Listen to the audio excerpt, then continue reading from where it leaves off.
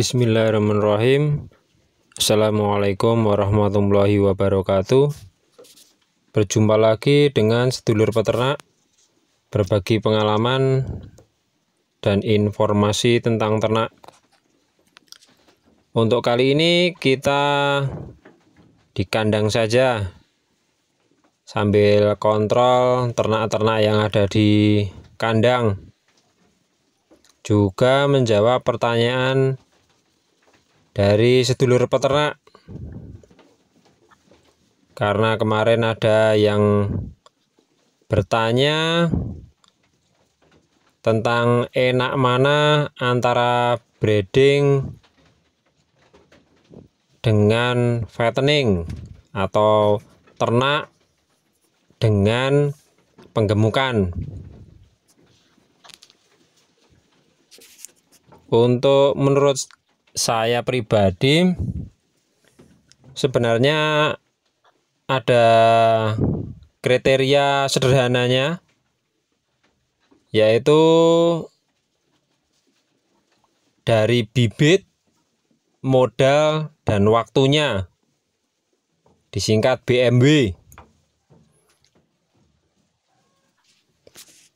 Kalau untuk breeding, menurut kami bibitnya harus yang bagus, karena waktunya cukup lama, mulai dari kawin, bunting, dan bisa dijual anaknya itu minimal prosesnya 8 bulan. Dari kawin sampai lahir itu 5 bulan, dan nanti paling cepat sapih itu 3 bulan.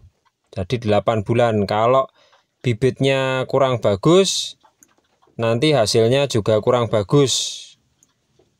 Modalnya ya lumayan, tapi hasilnya juga sebanding.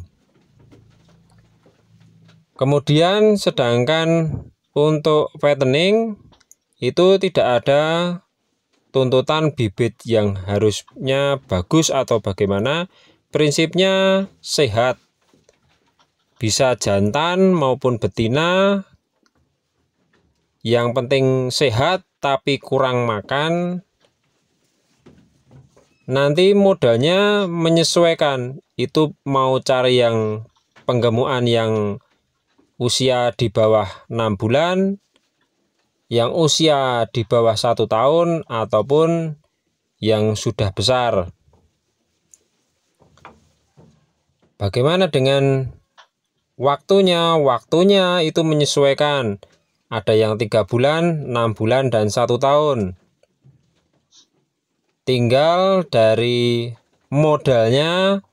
Kalau modalnya kecil ya cukup jangka pendek, jadi bisa segera dijual.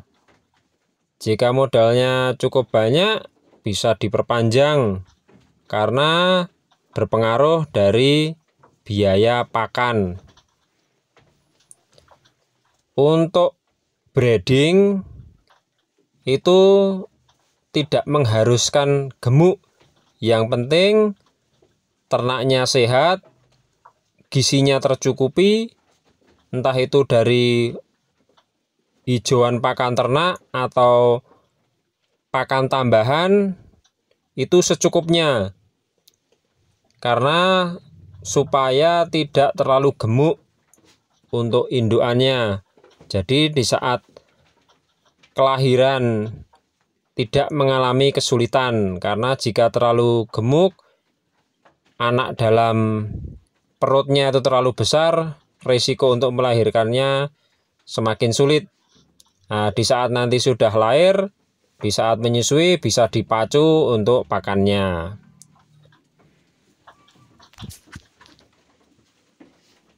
Untuk breeding hanya mengandalkan hijauan saja itu bisa, yang penting full.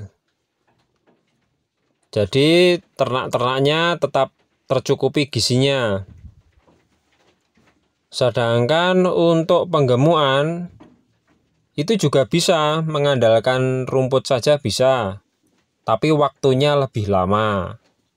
Sedangkan di campur dengan pakan tambahan maupun pakan kering, waktu panennya bisa lebih cepat.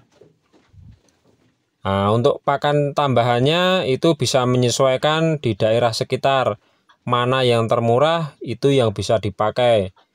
Katakanlah di situ pakan banyak tambahan seperti bungkil sawit, bungkil kedelai, ampas gandum. Kalau tidak seperti kulit kedelai, itu bisa menjadi pakan tambahan untuk serat maupun untuk pakan keringnya.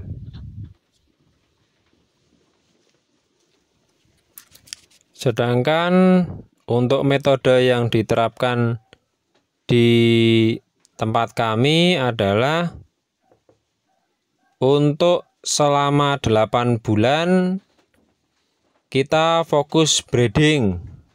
Tujuannya lebih hemat biaya operasional. Sedangkan 4 bulan menjelang Idul Adha, kita nanti fokus ke fattening atau penggemukan persiapan untuk Idul Kurban, hewan kurban. Jadi secara operasional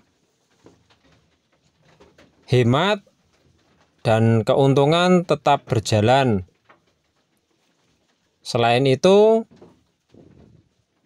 ternak-ternak dari fattening itu sendiri tidak mungkin bisa berjalan tanpa ada proses breeding. Bisa diketahui setiap tahun saja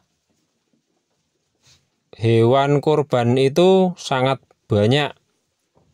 Untuk penggantinya jelas membutuhkan anak-anak dari hasil breeding. Itu sebabnya semua usaha breeding maupun fattening pasti tetap berjalan.